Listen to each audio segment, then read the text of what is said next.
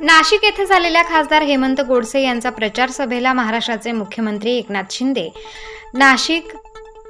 नाशिकचे पालकमंत्री दादा भुसे, विजू अप्पा करंजकर उपस्थित होते. नाशिक या मतदारसंघाला हेमंत गोडसे सारखे अनुभवी खासदार मिळाल्याने नाशिकचा विकास निश्चित आहे. होणाऱ्या निवडणुकीत या महायुतीचे खूप महत्त्व आहे, कारण महान नेते व कार्यकर्ते सामील असल्याने हेमंत गोडसे निवडून येणार असल्याचे ठाम वक्तव्य एकनाथ शिंदे यांनी केले. लोकसभेची जागा मुख्यमंत्र्यांसाठी महत्त्वाची आहे.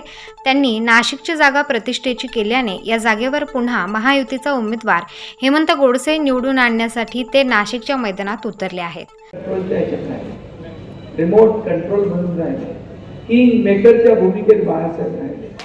किंग मेकरच्या भूमिकेत अशा मुख्यमंत्री पदवी काय त्यांना अशी अगदी नगण्य वाटली. त्यांना मुख्यमंत्री व्हायचं असतं तर कधीच झालं. परंतु यांची मात्र इच्छा फार पूर्वीपासून होती, सुप्त इच्छा. पण बाळासाहेबांनी ते काही होऊ दिलं नाही. की बाळासाहेबांची कॅपॅसिटी माहीत होती.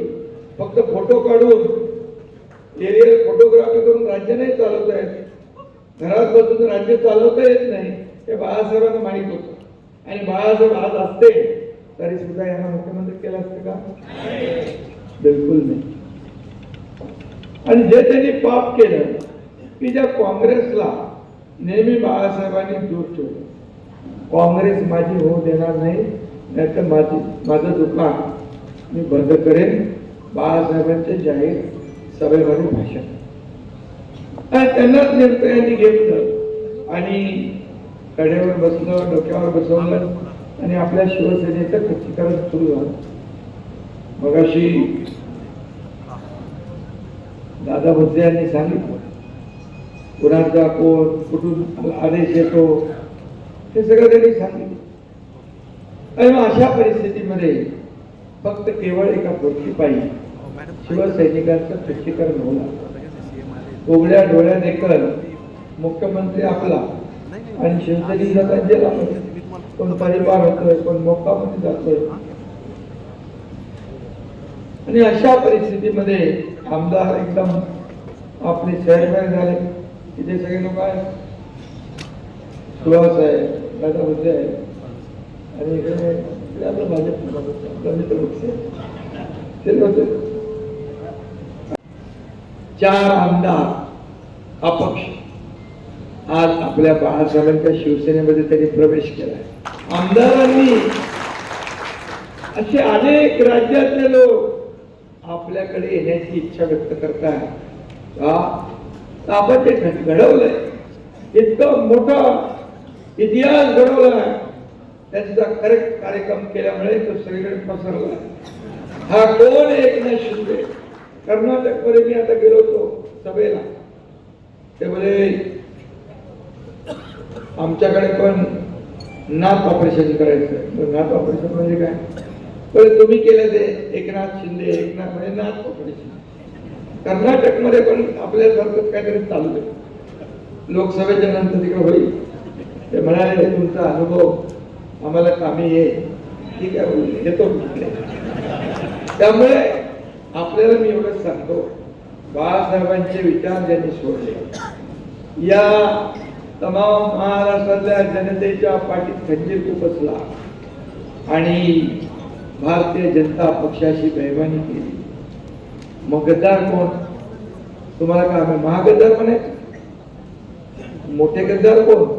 विजय अप्पा बरोबर बोलले की हा शब्द आम्हाला लागू नाही होत, तुम्हाला होत. आणि म्हणून धर्मवीर सिनेमामध्ये मी काय टॅगलाईन होती, गद्दाराला क्षमा नाही. आणि तुम्ही जेव्हा गद्दारी करत गेलात बाळासाहेबांच्या विचार असेल, या एकनाथ शिंदे सारख्या कार्यकर्त्याला राजकीय जीवनातून संपवण्याचा तुम्ही घाट घातला. त्याच वेळेस तो शब्द तुम्हाला लागू झाला, गद्दाराला क्षमा नाही. आणि म्हणून आम्ही आमचा मार्ग बाळासाहेबांच्या विचाराचा आम्ही सोडला. आम्ही पळून नाही गेलो. अगोदरपासून त्यांची जोडी आहे. इथे याच्यापूर्वी माजी मंत्री आणि नेते आपले बबनराव घोलप यांचा देखील प्रवेश झाला आणि त्यामुळे एक ताकद आपल्या या नाशिकमध्ये वाढत चाललेली आहे. खरं म्हणजे विजय अप्पांनी ज्या भावना व्यक्त केल्या त्या अतिशय योग्य आणि मनातल्या भावना त्यांनी व्यक्त केल्या. खरं म्हणजे जसं आदल्या दिवसापर्यंत त्यांचं नाव होतं तसंच आदल्या दिवसापर्यंत माझं पण नाव होतं.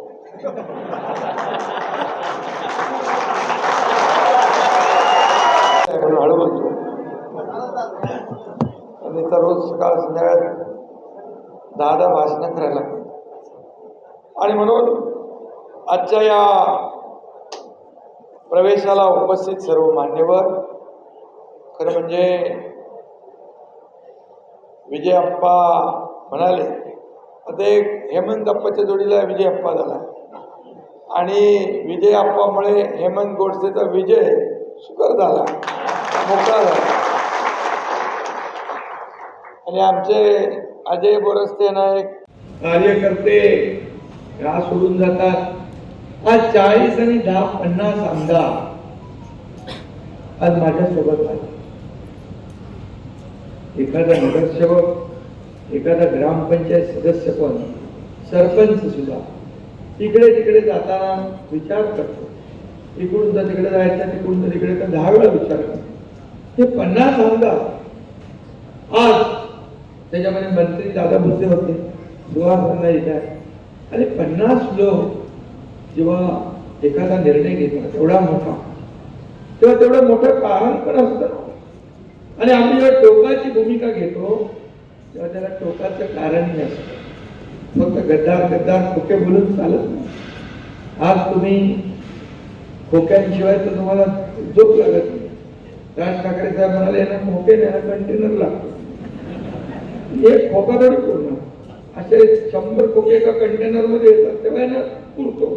मी नाही म्हणालो, राज ठाकरे साहेब म्हणा, कारण ते पण त्यांना जास्ती ओळखतात. आणि गद्दार कुणाला म्हणायचं? या सगळ्यांना तुम्ही गद्दार म्हणणार आहे? या सगळ्यांनी खोके घेतलेले. विजय अप्पांनी काही माझ्याकडून पैसे घेतले, बबनरावांनी काय पैसे घेतले, नीलमताईंनी काय पैसे घेतले, दादा भुसेंनी काय पैसे घेतले, सुहासांनी काय पैसे घेतले. हा किती रुपये येत आहे? 13 खासदार आल्यानंतर सोबत आले आणि अख्ख्या राज्यातले लोक शिवसेनेमध्ये येतात. बाळासाहेबांच्या विचारांच्या शिवसेना राज्यातच नाही, बांधवांनो भगिनींनो, पूर्ण देशातले 25 राज्यातले लोक आज आपल्या शिवसेनेसोबत 25 झाल्या. आणि आज तुमचे हेमंत अप्पा गोडसे उमेदवार आहे. 2 अप्पा एकत्र आले. आज विजय अप्पांची जी काही ताकद आहे संपूर्ण नाशिक जिल्ह्यात ग्रामीण भागामध्ये, विजय अप्पा एक खडाचा कार्यकर्ता. मी भगोरच्या त्यांच्या नगरपालिकेच्या कुठल्या तरी कार्यक्रमाला गेलो, बघितलं छोट्या छोट्या गल्ल्यांमध्ये सिमेंट कॉन्क्रीटचे रस्ते केले, सगळा विकास केला. एवढ्या छोट्या भगूर नगर परिषदेमध्ये मोठ्या महापालिकेला लाजवी असं काम त्यांनी केलं. आणि म्हणून यामध्ये अशा कार्यकर्त्याला तुम्ही सांगायचं होतं, बाबा तुला काय 1 महिना 1-1.5 वर्ष तुम्हाला फिरवलं, दुसरा जो आता उमेदवार आहे तोही तुमच्यावर फिरला, त्यांनी सगळं पाहून घेतलं, अनुभव घेतला आणि मला त्यांचं काम झालं विजय अप्पा त्यांना सोडून द्या. पण आता तुमच्या कामाचा उपयोग या हेमंत अप्पाला झाल्याशिवाय राहणार नाही. शिवसेनेच्या पक्षप्रवेश सोहळ्याप्रसंगी या ठिकाणी उपस्थित आपल्या महाराष्ट्राचे सर्वसामान्यांचे मुख्यमंत्री आदरणीय शिंदेसाहेब, आपल्या जिल्ह्याचे पालकमंत्री आदरणीय भुसे साहेब, माजी समाज कल्याण मंत्री बबनरावजी घोलप, आमदार कोयटे साहेब, त्याचबरोबर आमदार सुहासांना कांदे, आपल्या शिवसेनेचे सर्व पदाधिकारी आणि खास करून आज ज्यांच्या माध्यमातून ज्यांच्या नेतृत्वाखाली आज या ठिकाणी हा प्रवेश होतोय अशा आपल्या सर्वांचे व शिवसेनेचे एक धडाडी असं नेतृत्व विजू अप्पा करंजकर, त्याचबरोबर उपस्थित समोर सर्व शिवसैनिक बंधू आणि भगिनी. हा ठाण्यावाद यांनी त्या ठिकाणी सुद्धा ठाण्याचा किल्ला अभेद्य ठेवला आणि ज्या वेळेला मध्यंतरी झालं सुहासांना लोक म्हणायचे गद्दार गद्दार गद्दार गद्दार, त्यावेळेला हात लावू शकत नाही. परंतु एक म्हण आहे, स्वतः मेल्याशिवाय स्वर्ग दिसत नाही. त्या दिवशी विजय करंजकरनी केलेली निष्ठा, दाखवलेली निष्ठा, वर्षभर अगोदर विजय करंजकरला सांगितलं, विजय गो हेड, जा, तुम्हाला लढायचंय. विजय करंजकर वर्षभर फिरला, बन भटकला, लोकांपर्यंत पोहोचला, तळागाळामध्ये गेला.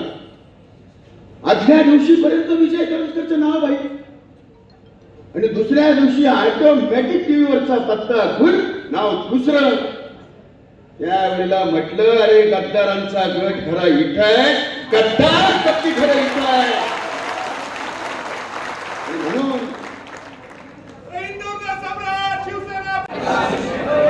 शिवसैनिकांचे लाडके भाई आणि आपल्या या राज्याचे मुख्यमंत्री आदरणीय आमच्या सर्वांचे लाडके भाई शिंदे साहेब, त्यांच्या समवेत आलेले आपल्या या जिल्ह्याचे पालकमंत्री आदरणीय दादासाहेब, त्यांच्या समवेत आदरणीय सुहासांना, आदरणीय नानासाहेब, सर्वच इथून ते तिथपर्यंत सर्व नेते मंडळी आणि हेमंत अप्पाले भाग्यवान आहे.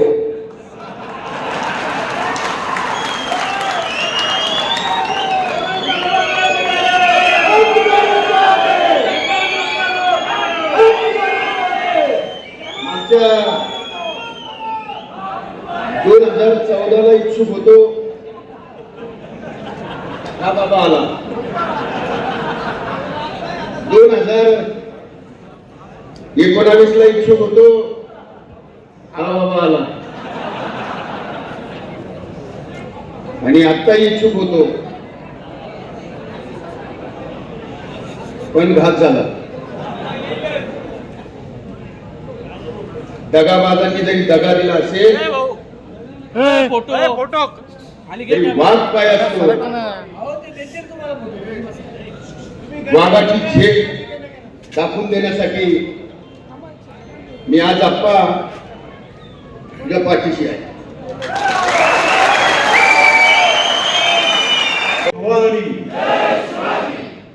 आज आपल्या नाशिकमध्ये महाराष्ट्राचे लोकप्रिय मुख्यमंत्री 24 तासांच्या पैकी 20 तास काम करणारे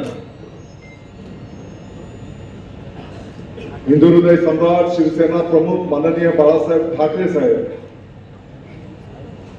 शिवसेनेचे ढाण्याबाद धर्मवीर आनंदजी दिघे साहेबांच्या कार्यशैलीतून घडलेले माननीय मुख्यमंत्री महोदय एकनाथजी शिंदे साहेब या ठिकाणी खास उपस्थित असलेले आपले शिवसेनेचे ज्येष्ठ नेते आदरणीय बबनरावजी घोलप साहेब, भारतीय जनता पक्षाचे आमदार माननीय डॉक्टर कुटेजी, आपले महायुतीचे उमेदवार आजचे खासदार आणि उद्याचेही खासदार डॉक्टर गोडसेजी. मग डॉक्टर झालाय आता.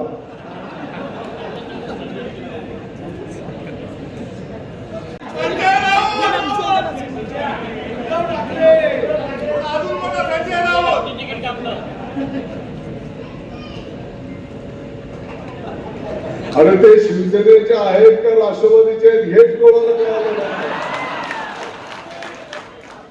साहेब मी सभागृहामध्ये बोललो होतो, हे जे नाव घेतलंय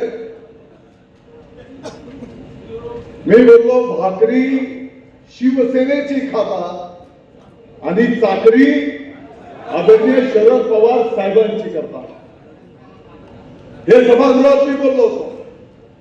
आणि म्हणून मला वाटतं की खऱ्या अर्थाने त्यांनीच आणि आपल्या नाशिकच्या काही चांडाळ चौकटीने करंजकर आप्पाचा घात त्या ठिकाणी केलेला आहे. आप्पा वाईट मधून चांगलं निष्पन्न होत असतं.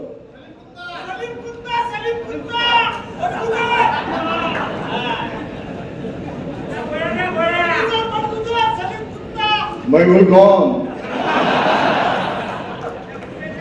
माननीय मुख्यमंत्री महोदयांनी अद्याप सलीम कुत्ताकडे लक्ष दिलेलं नाही.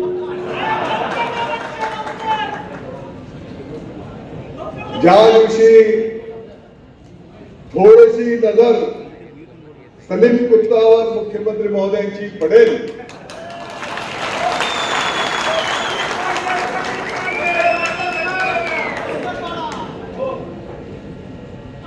आणि आता आपण काही काळजी करू नका, आपली सर्व टीम आता एक संघ झालेली आहे. आणि म्हणून वेळेचं भान ठेवतो. पुढे विजू अप्पांनी शिवसेनेमध्ये प्रवेश केला त्याबद्दल मी आमच्या सर्व शिवसैनिकांच्या वतीने त्यांचं मनापासून या ठिकाणी स्वागत करतो. त्याचबरोबर आज अनेक इतर त्यांचे सहकारी देखील या ठिकाणी प्रवेश करतायत, त्यांचं देखील स्वागत करतो. मला असं वाटतं का निश्चित त्यांच्या प्रवेशानं आपल्या शिवसेनेची ताकद या ठिकाणी वाढलेली आणि येणाऱ्या लोकसभेची वाट निश्चित या ठिकाणी सुकर झाली असा आपल्याला विश्वास आहे. आता दोन आप्पा एकत्र आले म्हटल्यावर भाऊची भीती वाढायला लागली. म्हणून ज्या प्रकारे विजू आप्पांनी निश्चितच एक चांगले संघटन त्या ठिकाणी त्यांच्याकडे आहे. गेली अनेक वर्षापासून त्या ठिकाणी ते लोकप्रतिनिधी म्हणून अतिशय उत्कृष्ट काम देखील या ठिकाणी करतायत. त्याचा निश्चित फायदा आपल्या शिवसेना पक्षाच्या मताधिक्यामध्ये वाढण्यासाठी त्या ठिकाणी होणार आहे. आपण नेहमी नेहमी म्हणतात जीव का जाईना शिवसेना, परंतु आपण मला असं वाटतं का तुम्ही आपण योग्य त्या शिवसेना जी काय बाळासाहेबांच्या विचाराची शिवसेना होती त्यामध्ये आज आले आणि खऱ्या अर्थानं तुमच्या जो डायलॉग आहे त्याला खऱ्या अर्थाने मला वाटतं मूर्त स्वरूप या ठिकाणी आलेलं आहे. आज येत्या 20 तारखेला नाशिक लोकसभेची निवडणूक होऊ घातलेली आणि खऱ्या अर्थानं आपण जर बघितलं तर ही जी निवडणूक आहे ती नाशिकच्या विकासाच्या दृष्टीनं आणि आपल्या देशाच्या भवितव्याच्या दृष्टीनं अतिशय महत्वाची. आपल्या देशाला जे काही नेतृत्व मोदी साहेबांच्या माध्यमातून या ठिकाणी मिळालंय, मला असं वाटतं का निश्चित आपल्या देशाचा सन्मान इतर देशांमध्ये वाढलेला आहे. त्याचबरोबर आपल्या देशाची आर्थिक परिस्थिती, आर्थिक जी व्यवस्था होती ती 10व्या क्रमांकावरून 5व्या क्रमांकावरती आलेली आहे. लवकरच मोदी साहेब पंतप्रधान ज्या वेळेस होतील त्या निश्चित ती 3ऱ्या क्रमांकावरून त्या ठिकाणी येणार. कोरोनाच्या काळामध्ये आपण पाहिलं तर आपल्या देशाला लागून इतर देशांची आर्थिक परिस्थिती बिघडली. श्रीलंकेसारख्या देशामध्ये राष्ट्रपतीच्या घरामध्ये जाऊन लोकांनी उद्रेक केला. त्याचबरोबर पाकिस्तानच्या पंतप्रधानांना देखील त्या ठिकाणी राजीनामा द्यावा लागला. आपल्या देशाला लागून इतर देशांमध्ये युद्ध चालू आहे, परंतु आपल्या देशाकडे कोणी वाकडी नजर करून पाहणार नाही अशा प्रकारचं नेतृत्व या ठिकाणी आपल्याला मिळालेलं आहे.